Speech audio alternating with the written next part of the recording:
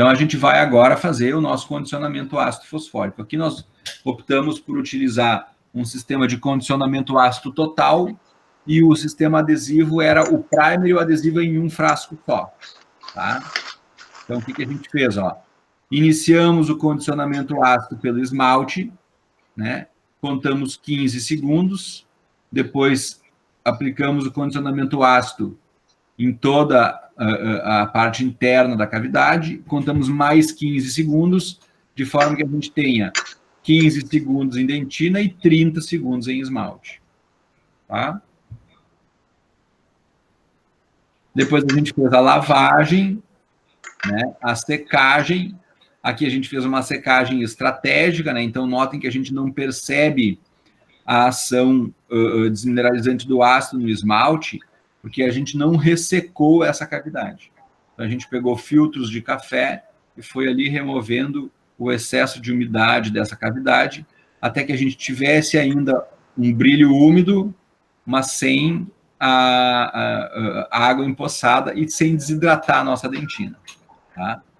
E aí a gente fez, então, a aplicação do primer e do bond em um frasco só, que a gente usou o single bond da 3M também. Então, aplicamos ele de forma ativa em toda a cavidade, fizemos a evaporação do solvente com um jato de ar de longe, né?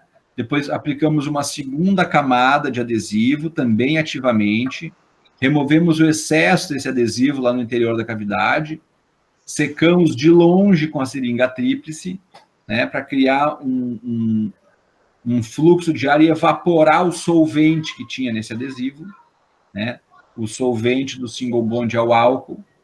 Tá? E aí, depois de evaporado esse solvente, nós fizemos a fotopolimerização. E aí nós criamos, então, uma camada adesiva, uma camada monomérica ao redor de toda a parede da nossa cavidade. E aí a gente chega na hora das resinas compostas, né? A resina composta que a gente utilizou aqui foi uma resina composta Carisma, que é uma resina composta microhíbrida, tá? Nós poderíamos ter usado também uma nanohíbrida para fazer a restauração, mas tanto a nanohíbrida quanto a microhíbrida, ambas têm condições de serem usadas clinicamente, têm bons resultados clínicos e estão disponíveis para o uso. E a gente usou a Carisma, que era a resina microhíbrida, que vocês vão usar bastante ali na clínica.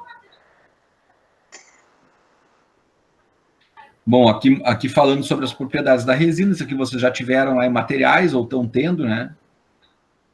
Já tiveram? Não, a gente não teve materiais. Mas estão tendo ao mesmo tempo, não estão? Sim. Na dentística. A aula de resina foi dada pelo professor Everton. Pelo professor Everton, né? Sim. Então a gente utilizou ali as resinas microhíbridas, né? Que elas têm um tamanho médio de partículas, né?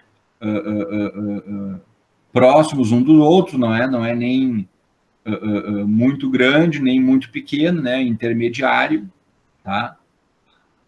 E isso permite que elas sejam indicadas tanto para dentes posteriores quanto para dentes interiores.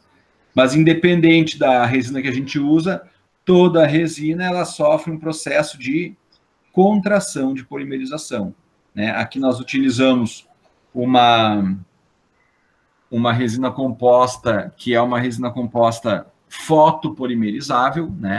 Que inicia o seu processo, né, pelo uso da luz, e a partir do momento que a gente expõe a luz ali, a gente está colocando, tá, aproximando os monômeros, e a gente, então, tem uma redução do volume do material, que a gente chama contração de polimerização. Isso o Everton deve ter falado para vocês também, que eu sei. Tá? Então, o que nós vamos fazer? Se a gente pegar uma cavidade, como é essa nossa oclusal, né, o que a gente vai ter que considerar? Um dos fatores que é chamado o fator C. O que é o fator C? É o número de paredes presentes na cavidade dividido pelo número de paredes faltantes. Então, aqui está faltando só a parte oclusal. mas a gente tem a pulpar, a gente tem a vestibular, a lingual, a mesial e a distal. Então, a gente tem 1, 2, 3, 4, 5 paredes presentes na cavidade para apenas uma parede faltante, que é a parede oclusal.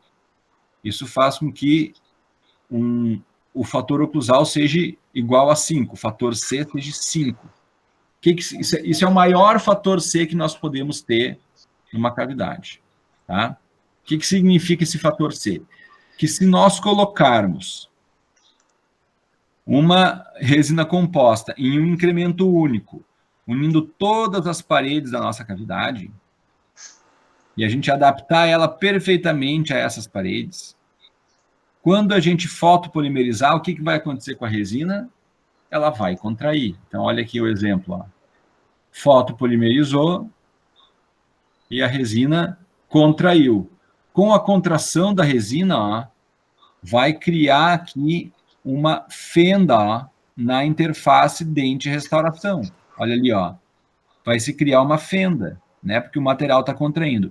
Para não criar uma fenda, alguma dessas paredes tem que segurar a resina aderida à parede. E esse segurar a resina aderida na parede cria uma tensão, um puxão nessa camada adesiva. Às vezes, esse puxão, essa parede está puxando a resina de volta. Está puxando a contração de volta para a parede adesivada. E lá do outro lado, ó, também, a gente tem o adesivo não está deixando a resina escoar para lá, contrair para lá.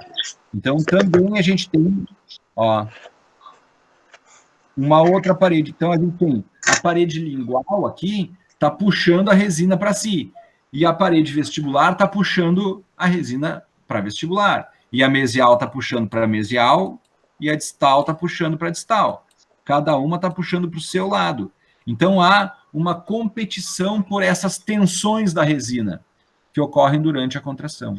E isso aumenta muito a chance de a gente ter uma fenda em algum dos locais dessa restauração. E aí a gente vai ter uma falha adesiva, aí a gente não vai ter a retenção da restauração, a gente vai ter uma microinfiltração que pode ocasionar uma outra cárie, a gente pode ter sensibilidade pós-operatória, porque o túbulo dentinário fica exposto. Então, a gente quer contornar essa questão da contração de polimerização em função do número de paredes que tem a nossa cavidade. Como a gente faz isso? A gente faz isso utilizando uma técnica incremental. Então, ao invés de usar a aplicação de um incremento único de resina, né, unindo todas as paredes, nós vamos fazer incrementos de resina de, no máximo, 2 milímetros de espessura. Por que tem que ser, no máximo, 2 milímetros de espessura?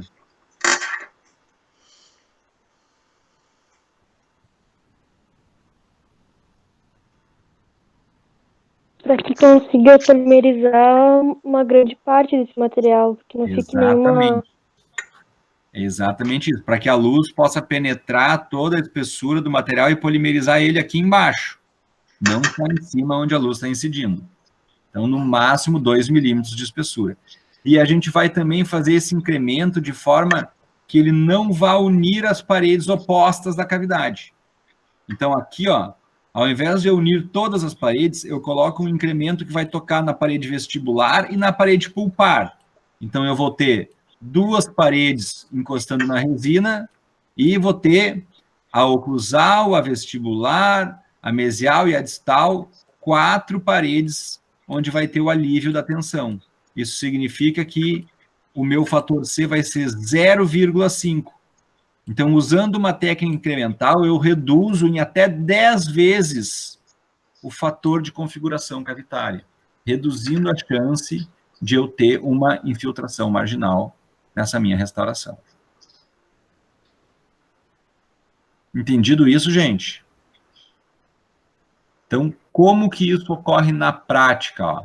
Nós vamos pegar aqui a nossa cavidade, vamos pegar um primeiro incremento e vamos aplicar ele na base de uma cúspide. Aqui, por exemplo, na base da cúspide distolingual. aplicamos o incremento, e notem que o incremento, ó, ele vai seguir o plano inclinado da cúspide que eu estou reabilitando.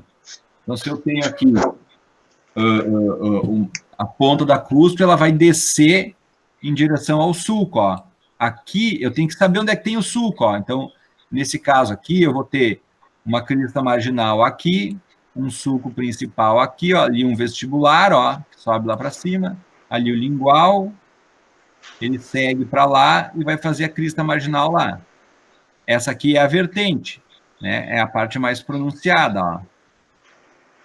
Então, e ela é a parte mais pontuda dela, né? Mais pronunciada é a ponta da cúspide, e ela desce em direção ao sulco principal. E depois desta aresta aqui, ela vai descer em direção a esse outro sulco aqui e a esse outro sulco ali. Então, ela é tridimensional, né? Ela vai reduzindo em todas as direções, certo? Aí eu vou colocar o primeiro incremento, ó, ele está encostando em duas paredes, lá na pulpar e na lingual. Não está encostando nem na mesial, nem na distal, nem na oclusal, nem na vestibular. Eu reduzi o fator C desse incremento. Depois, eu vou botar um outro incremento que também não se toca nem com esse primeiro incremento e nem com paredes opostas, somente em duas paredes. Então, eu vou assim sucessivamente, ó, colocando depois um terceiro incremento, um quarto incremento, nunca unindo eles, ó, de forma que eu tenha o preenchimento todo da minha cavidade, sem que as tensões da contração da resina fiquem competindo entre si, causando uma possível fenda na interface dente-restauração. Mas, Guilherme, resina não é colorida assim, né? E claro que não.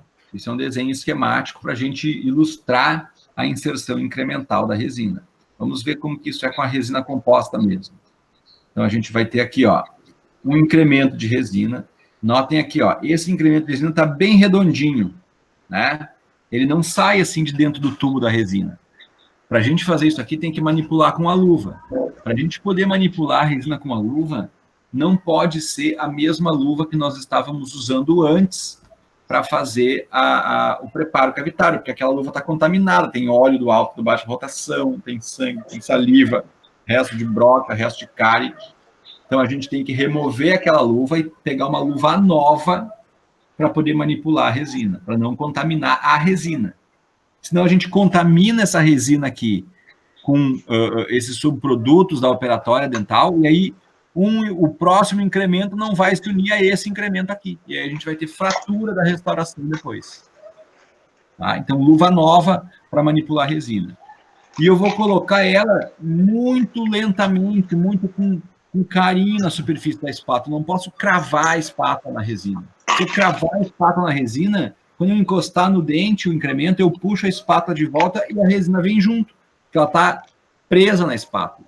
Então, eu só coloco ela muito superficialmente na espátula e levo ela na cavidade. Então, ali, ó, levei o primeiro incremento, ó, tocando só em duas paredes e vou fotopolimerizar. Depois eu coloco o outro incremento e vou fotopolimerizar. Depois eu coloco um quarto incremento, ó, e fotopolimerizo. E assim eu vou sucessivamente, né, adicionando incrementos. Aqui, nesse caso, nós usamos uma técnica incremental estratificada. Significa que essa primeira camada de incremento foi utilizada uma resina para dentina. Você lembra que a gente viu resina de dentina e resina de esmalte na outra aula?